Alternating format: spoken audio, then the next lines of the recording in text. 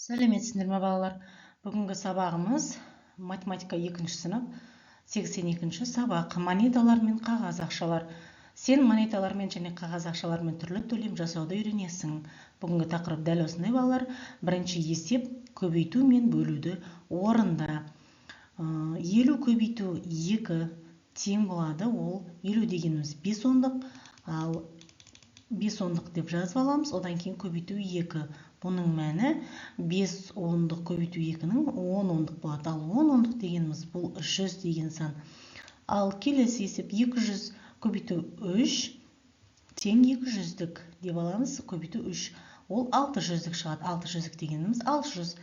400 бөлінген 5, ол 40 ондық деп аламыз. 40 ондықты 5-ке бөлеміз. Одан кейін 8 ондық шығады. 8 ондық дегеніміз 80. 100 көбейту 5, 100-дік көбейту 5. Ал ол деген 500-дік. 500-дік дегеніміз 500. 300 бөлу 5, оны да 300-дік 30 ондық бөлу 6 деп аламыз. Ол 6 ондық шығады. Ал 5 ондық шығады. 5 ондық дегеніміз 50. 600 бөлу 3 тең 600-дік бөлу 3 тең болады 200-дік. 200-дік дегеніміз 200 саны шығады. Осыны бірінші есепті дәл осылай шығарасыңдар балалар. Келесі есебіміз екінші есеп. Қазақстанның қай сандар жазылған монеталары мен қағаз ақшаларын білесің. Осы ақшалардың құнын білдіретін сандарды алдымен өсу ретімен, одан соң кему ретімен жазыңдар. Монеталар бұл тиындар, білесіңдер балалар, өз күнделікті қолданып жүрген тиындарың. Бұлар өсу ретімен жасамыз. 1 теңге бар, 2 теңге де бар, 3 теңге жоқ, 4 теңге де жоқ, 5 теңге бар теңгелерді санаймыз. 10 теңгелік те бар, 20 теңгелік те бар, 50 теңгелік те бар, 100 теңгелік бар, және 200 теңгелік бар монеталардан. Ал қағаз ақшалардан 500 теңгелік, 1000 теңгелік, 2000 теңгелік, 5000 теңгелік, 10000 теңгелік және 20000 теңгеліктер бар. Ал кему ретімен жазғанымызда 20000-нан кері қарай кетеміз.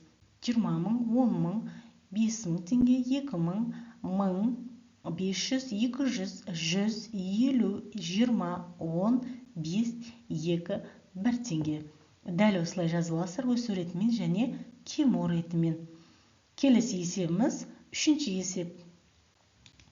50 теңге, 100 теңге, 200 теңге монеталарын пайдаланып, 500 теңгені ұсақтаудың түрлі нұсқаларын жаз.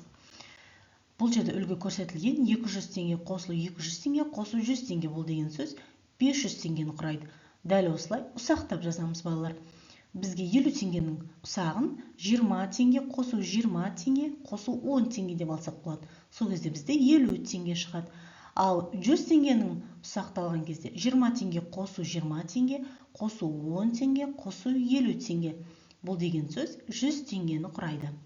Ал 200 теңгенің ұсақтаған кезде 100 теңге қосу 50 теңге, қосу 50 теңге тең 200 теңгені құрайды екен. Дәл осылай сіздер көшіріп алыңыздар балалар. Есепті осылай шығарамыз. Келесі есеп, төртінші есеп. Есепті шығар. Азамат анасымен бірге дүкенге барды. Олар 500 теңгеге май, 200 теңгеге кәмпит және 100 теңгеге нан сатып алды. Азамат анасы екеуі неше теңгеге сауда жасады? Мұны шығарамыз. Май 500 теңге деп аламыз, кәмпит 200 теңге деп аламыз, нан 100 теңге деп аламыз. Осының барлығын қосып, мәнін шығарамыз. Жауабы 500 қосылған 200 қосылған 100 тең 800 теңге. Азамат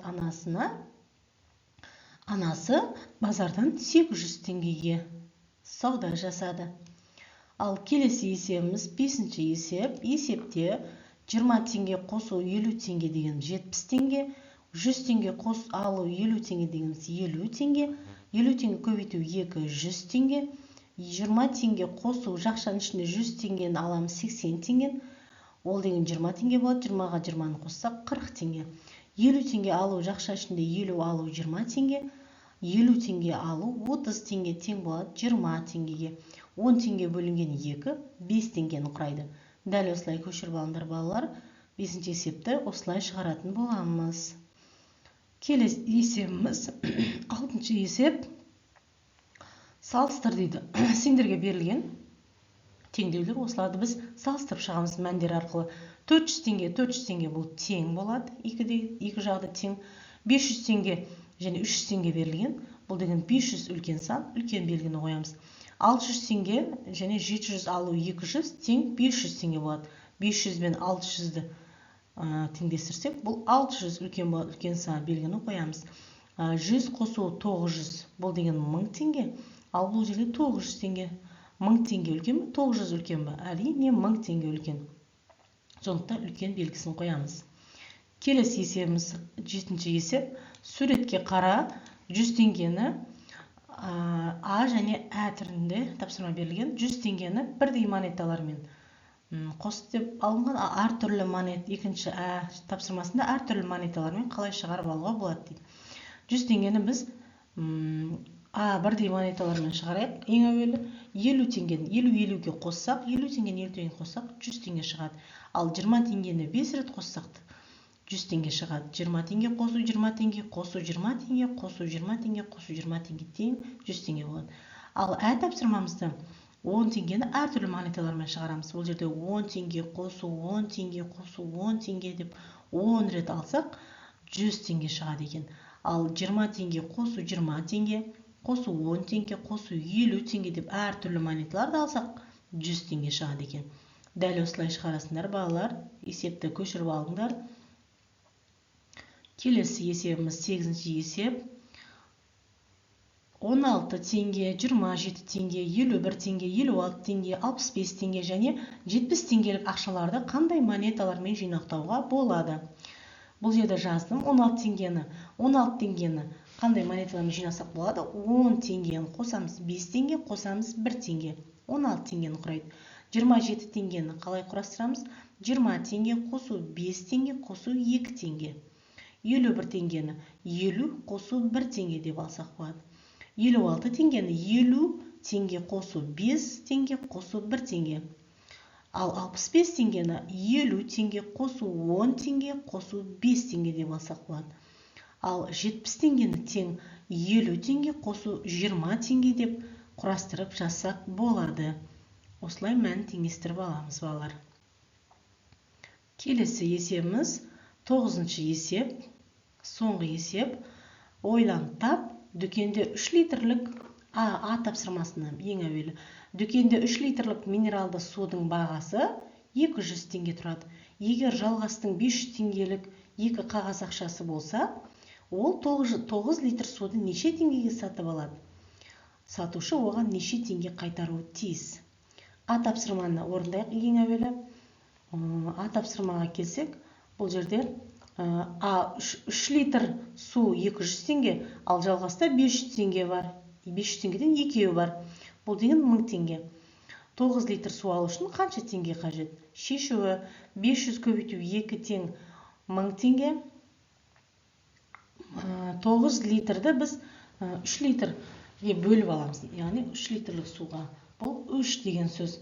Ал 1000-нан 200-ді 3-ке көбейтсек, 200 теңгеліктен 3 литр су бар еді. Оны 3-ке көбейтсек 600 теңге болады. Ал 1000-нан 600-ді алсақ 400 теңге болады. Жауабы 600 теңге сатып алады. Ал 400 теңге дүкенші қайтарып береді жалғасқа. Екінші тапсырмамыз, Ә тапсырмамыз 600 теңгеге бірде 2 доп және 1 секіртпе алуға болады. Қайсысы қымбат, доп па әлде секіртпе ме дейді. Бұл жерде шешілуі 2 доп 600 теңге, 1 секіртпе 600 теңге екен. Яғни бұл жерде шешуі 600 теңгені бөлеміз, 2-ге 300 теңге болады. Яғни 1 доптың бағасы 300 теңге болады. 1 секіртпенің бағасы 600 теңге. Допқа қарағанда секіртпе қымбат. Өйткені 2 добымыз 600 болып тұр, ал бірақ секіртпе 600 теңге. Бұл секіртпе қымбат деген сөз. Бүгінгі сабағымыз аяқталды балалар. Менің каналыма тіркеліп кетіңіздер. Менің каналымда математика және қазақ тілінің сабақтары жүргізіледі. Сау сәлеметте болыңыздар.